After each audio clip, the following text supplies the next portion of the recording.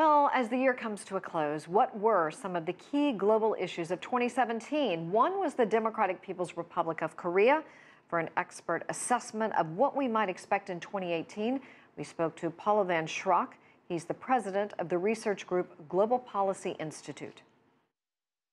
Oh my God, this is so complicated, and everybody knows. And so many administrations, starting with the Clinton administration, tried to have a deal with North Korea.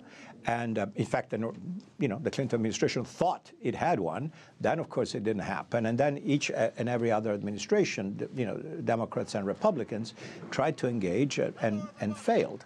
And now we are in a situation in which, it looks like the North Koreans are close, not quite there, but close to having what it takes to deliver, if they so chose, in whatever the circumstances, a nuclear weapon or nuclear weapons onto United States soil. That's really a game changer. Now, here's the thing.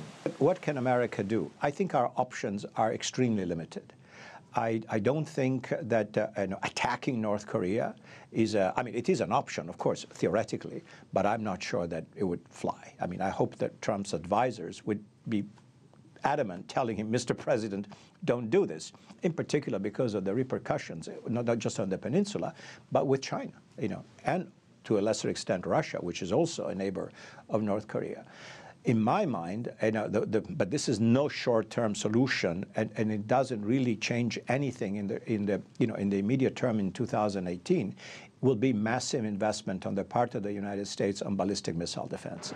The problem is that there is no quick fix for this. This may take years of experimentation, investments, trials and errors, and what have you. But in the long run, I think that's our best bet.